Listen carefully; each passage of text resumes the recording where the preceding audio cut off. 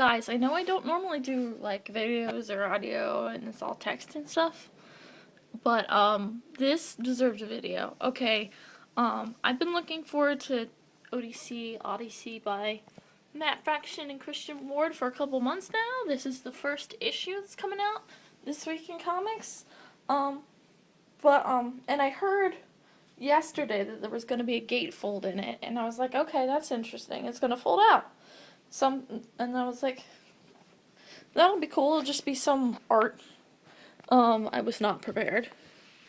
None of you are prepared for what's about to happen. Ciao. Okay, that's not a big reveal, but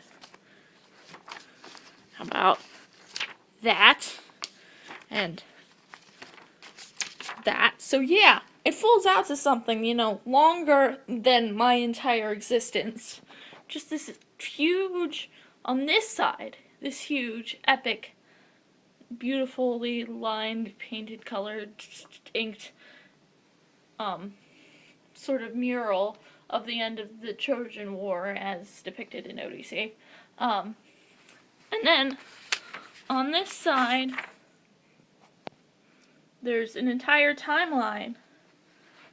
Including non-linear events.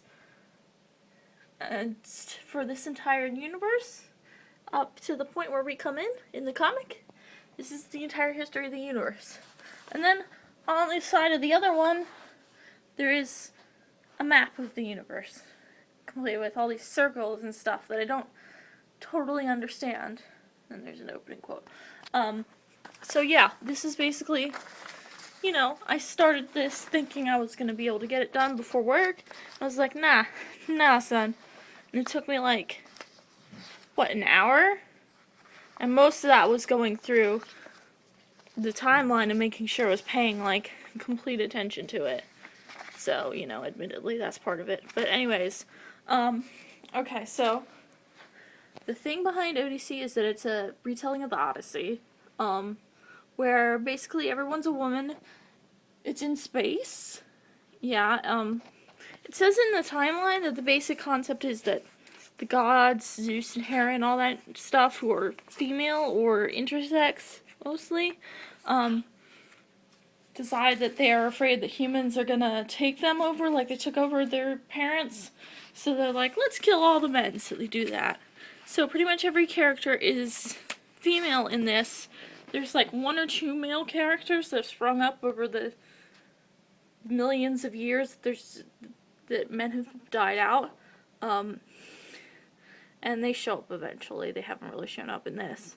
But this is mostly female characters and then intersex characters, which were created by the women in order to help propagate the species. But what it really is, it's telling the story of Captain Odysseus, our character right here, who looks badass as all get out. And her way home, like the classic Odyssey. And what's really interesting about this? This comic starts technically in this fold out with this little, let me focus, these little text boxes right here. You notice how there's that one? Sorry, I'm holding this up. That's one. That's because Matt Fraction wrote this entire thing in dactylic hexameter, which is the meter. I'm going to zoom in on that because I'll let you read that. It's cool. Dactylic hexameter is the meter used in the original Odyssey. You don't read the Odyssey in dactylic hexameter in English mostly because it's very hard to convert it to English. It's really suited to Greek as a language, but Matt Fraction has pulled it off with a little bit of fudging, according to his Twitter. But also, he's pulled it off while creating this entirely original universe of the Odyssey in space. This isn't just some minor tweak on the beginning of the thing. I mean, it references the Muse, but I looked up the first lines of the Odyssey, and this isn't really like them. It's from the beginning. It's very original, and starts on its own path. The only thing it has in common is that Odysseus is trying to get home to Ithaca, to her child and her wife, who is an intersex character. They're called Sebex. I don't remember. And then Poseidon, of course, wants to screw everything over because Poseidon always hates Odysseus or Odyssea. This is Zeus, by the way. This is badass. So there's all sorts of cool things. There's giant space horses. This is Mount Olympus. Like, it's just crazy. There's all this. I think this is Hera. It isn't confirmed yet, but I think that's Hera. And so Hera has a beard and breasts, as we see in this. And then there's, like, Athena, who has a beard and is probably a man. And there's just all these interesting characters. This is an interesting way starships work. Like, there's a lot of female imagery. I'm trying to find it. But, like, the image, there's crazy panel breakdowns. Like, look, like, the way these panels curve, and then the way these are laid over top, and the way these panels turn and shows the starship veering off course. And, just the imagery is very different from most modern day comics, and the colors are really crazy vibrant. Sorry, I had to pull it away because there's some boobs on the page and I don't want to show those on purpose. The colors are super vibrant. Like, everything's really visually interesting. And crazy. Let me find it. Like, yeah, like, sorry, this is a background detail I noted, but let me try to get this out in the light. But yeah, like, she's coming out of a vagina. That's, like, a thing. But anyways, it's, like, vibrant and stuff. Like, it's really, one sec. This is one of the intersex characters, by the way. This is just to show you what they look like. They seem to all have, like, pink skin and stuff. Like, I wonder if that's going to be visual education later on, which would be useful, because I know a lot of people will go into this wanting to read it for the non-binary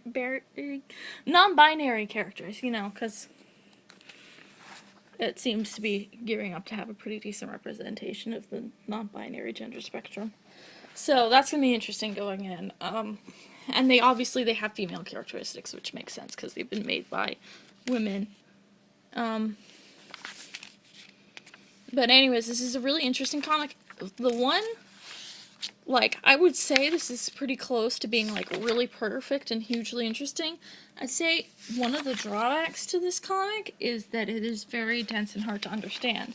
The dactylic hexameter makes it have these very, well, I think Matt Fraction does this on purpose, but also there's very traditional, like, Greek conventions, which, if you have an English degree like I do, can be interesting, but they can also, you know, make it boring and stuff. And then it's like, you know, it requires this giant timeline, and I'm sure, oh, there it is.